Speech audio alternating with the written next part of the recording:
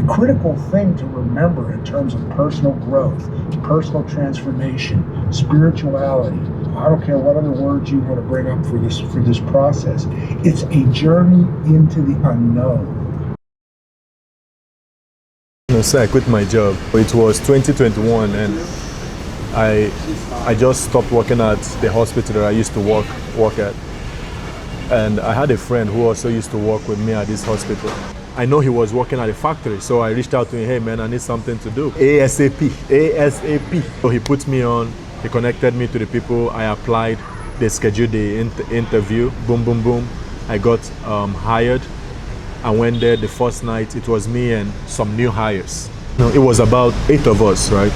The manager came to me. The manager was this African dude, two supervisors came to me. And mind you, this was a factory. I never worked in a factory before in my life. And what the company does is they make contact lens. They manufacture contact lenses. It's one of those jobs where you have to work graveyard shift. So you work through the night from 7 p.m. to 7 a.m. The supervisor came to me and he said, hey Robbie, you're going to be good here. You're going to have a very nice, successful career here. We offer so much to people here. And I said, man, you really think I want to work here for the rest of my life in a factory? I mean, I didn't say it out loud. Yeah, I said it in my mind, I said it in my head. But I thought to myself, man, I know he don't mean it, he don't mean it any negative way. He probably just looking out for me. He probably maybe just like me and, just want to let me know, hey, I'm here for you. I'm gonna help you. At least that was what I told myself. And so the first week was like a shadow week because there's this machine, basically. That's what you have to watch, this machine. You have to feed the machine shells, contact shells, and pour some fluid that the contact lenses are made of. It's this fluid, and the machine just does everything, and you have to take out the shells, arrange it in this stuff we call cartridges. A lot of them arrange it, and then punch some numbers on one of the computer system that is attached to the machine. All the boring stuff, and you have to do it throughout the night. And so the first week went by, we shadowed. The second week, they put us on our own machine.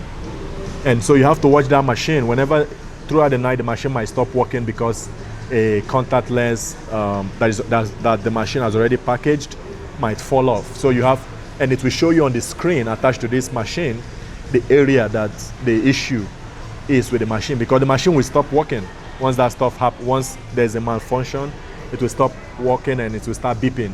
So you have to figure out what's causing the issue and take it out. And this is a huge machine, like you have to walk.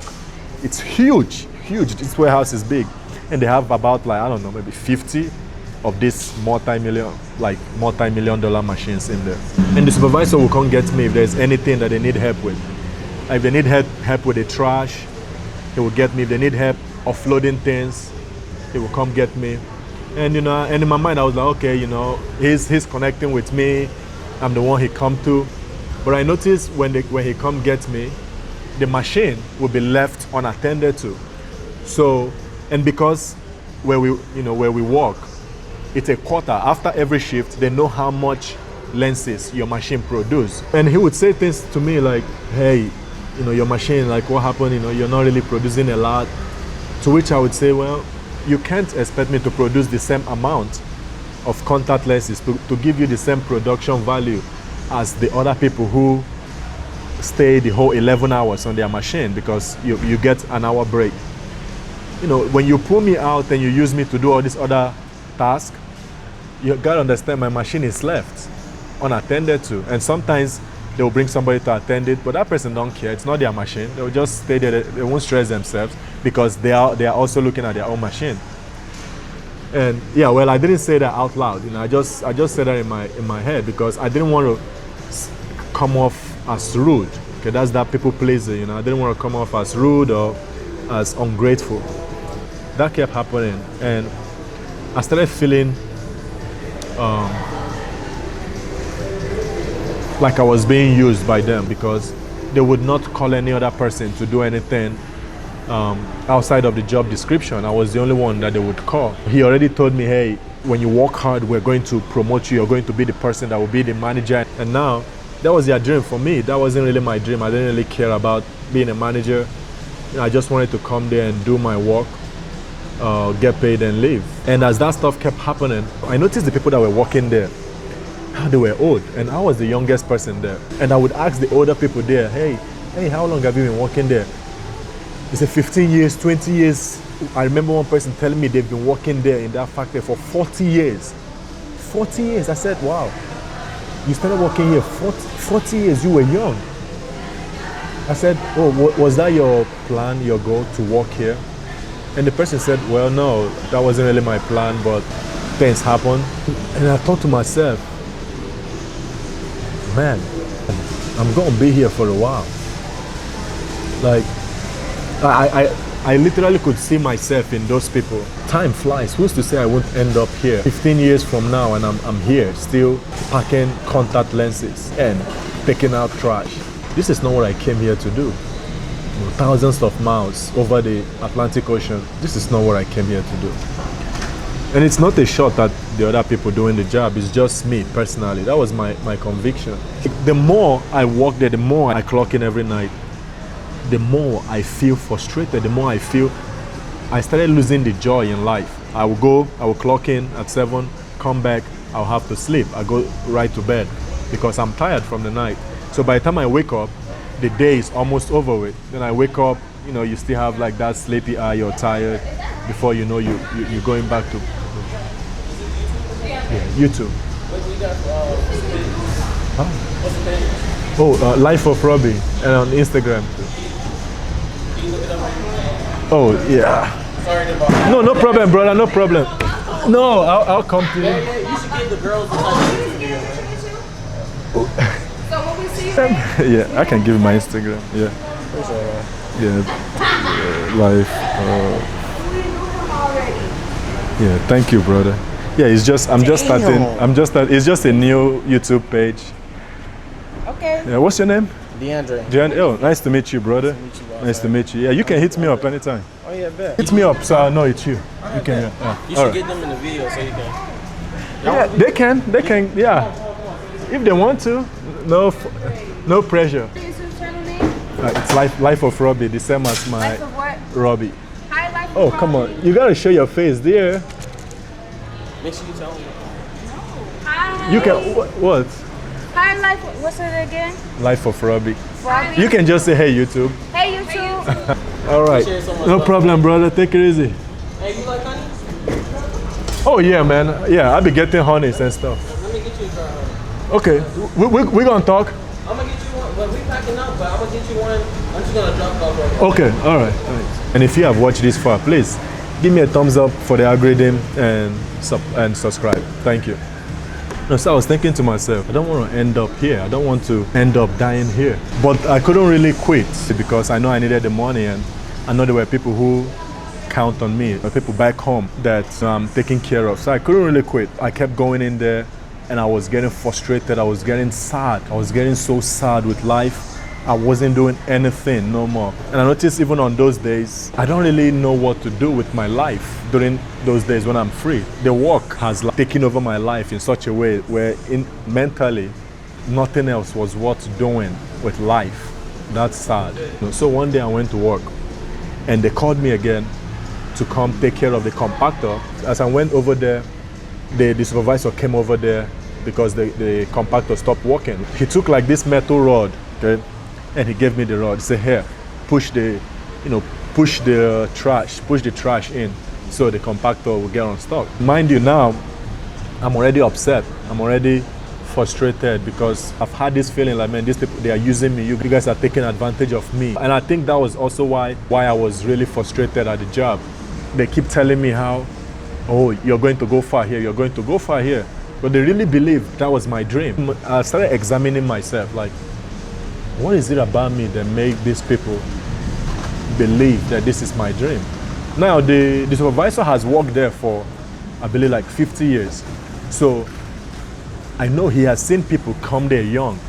I mean, look at people that were there for 40 years. He's been there before them. So he probably has seen young people come and grow old there. So maybe because of that, he probably look at me as, man, this kid is going to be another young guy who comes here and and grow old here.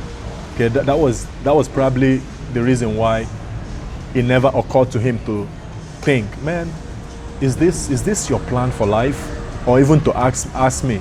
Obviously, because they want young people, they want people who are young, people who they can retain for a very, very long time. But then I realized, man, this man don't like me. If you like me, why, at least, hey man, I understand if you have to do this for now, but you gotta get out of here.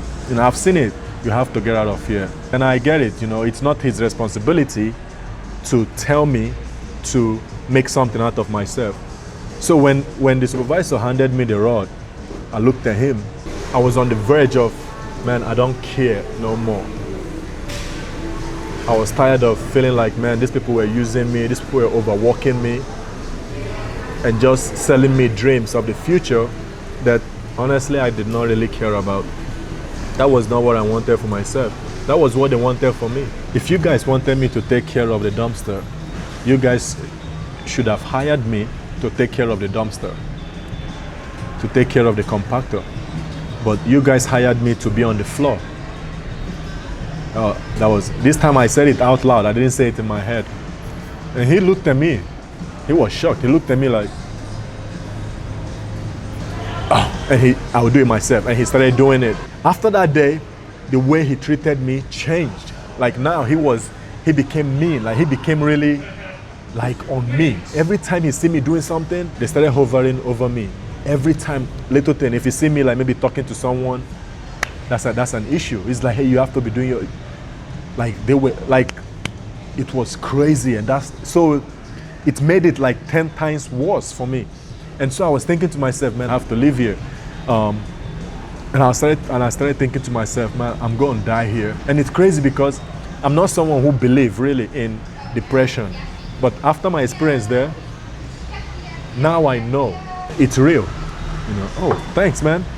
Oh, thank you, brother. Yeah, appreciate you. Yeah, thank you. Yeah. Oh man, this guy just brought the honey for me.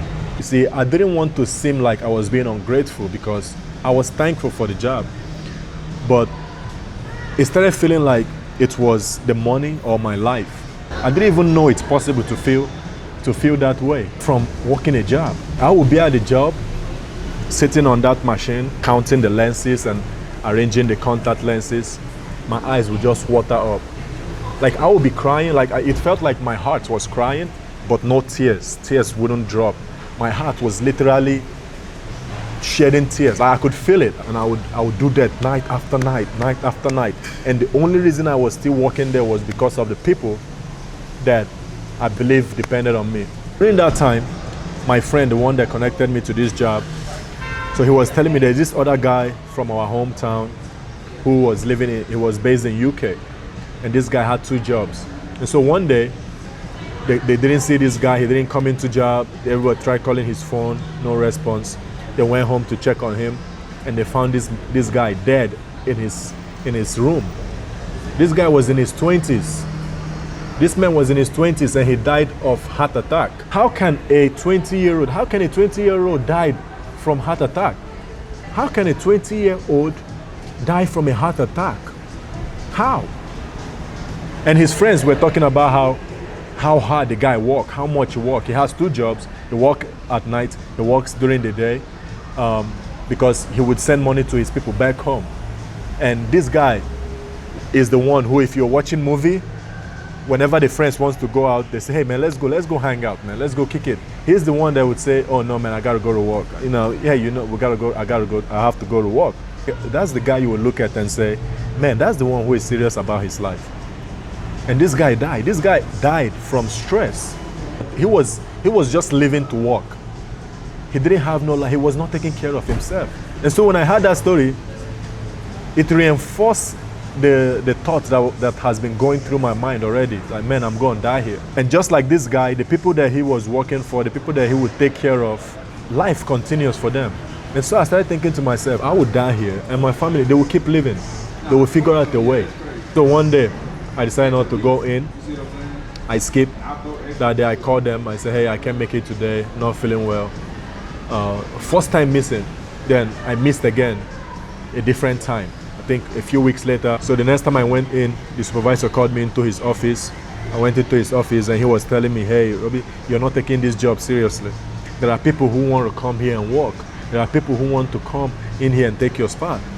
Okay, and I'm trying to give you opportunity so you can go far in this company. I'm trying to give you opportunity because I like you. That's what he was telling me. When I was looking at him, I was listening to everything he was saying. And I realized, this guy don't like me.